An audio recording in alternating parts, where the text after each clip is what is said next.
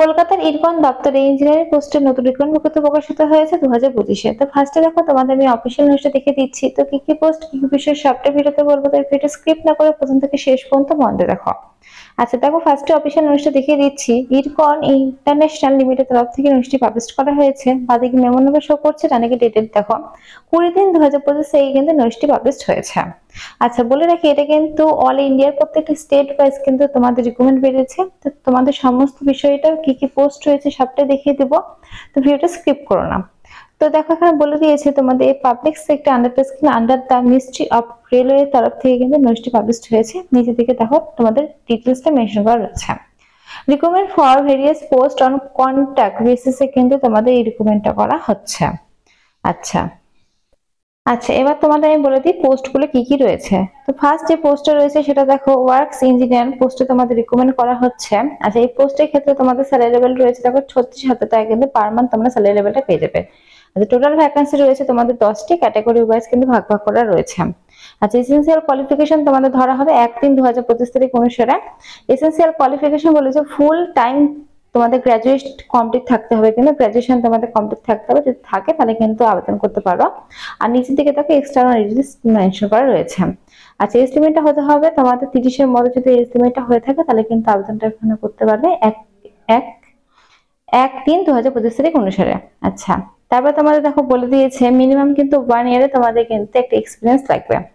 আচ্ছা তোমাদের এখানে বলে দিয়েছে দেখো ভ্যাকান্সি তোমাদের যেখানে যেখানে ভ্যাকান্সি রয়েছে দেখো বলে দিয়েছে। দেখো সিকিম, তারপরে দেখো ওয়েস্ট বেঙ্গল, তারপর ঝাড়খণ্ড, এই সমস্ত জায়গায় কিন্তু ভ্যাকেন্সি রয়েছে। এই সমস্ত জায়গায় কিন্তু তোমাদের পোস্টিংটা হবে। 2 নম্বর পোস্ট রয়েছে তোমাদের দেখো ওয়ার্কস ইন সিভিল ইঞ্জিনিয়ার পোস্টে তোমাদের রিকমেন্ড করা হচ্ছে পার মান্থ 36,000 টাকা কিন্তু তোমাদের স্যালারিটা দেওয়া হবে। টোটাল ভ্যাকেন্সি রয়েছে 5টি কিন্তু ভ্যাকেন্সি রয়েছে। আচ্ছা এটার জন্য এসেনশিয়াল কোয়ালিফিকেশন ফুল টাইম কিন্তু তোমাদের গ্রাজুয়েশন কমপ্লিট থাকতে হবে, তাহলে আবেদনটা করতে পারবে। এটাও কিন্তু একই সেম তোমাদের বয়সটা বলেছে 30-এর মধ্যে যদি বয়স হয়ে থাকে তাহলে কিন্তু আবেদনটা করতে পারবে। মিনিমাম কিন্তু তোমাদের 1 ইয়ারের একটা এক্সপিরিয়েন্স লাগবে।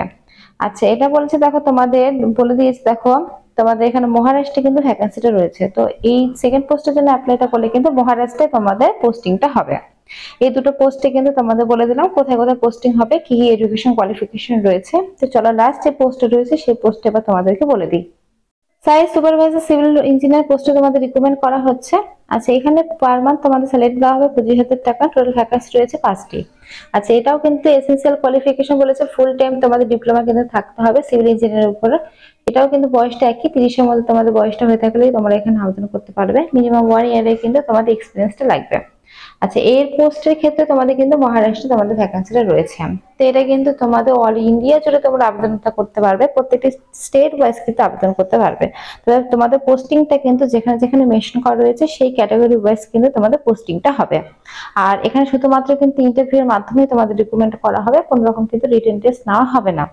তো তোমাদের যদি এরকম কোয়ালিফিকেশন থেকে থাকে এবং যদি তোমাদের 1 ইয়ারে যদি এক্সপিরিয়েন্স থেকে থাকে তাহলে কিন্তু অবশ্যই তোমরা এই ধরনের পোস্টের জন্য আবেদনটা করতে পারো। এই 3 ধরনের পোস্টে কিন্তু তোমাদের রিক্রুটমেন্টটা করা হচ্ছে।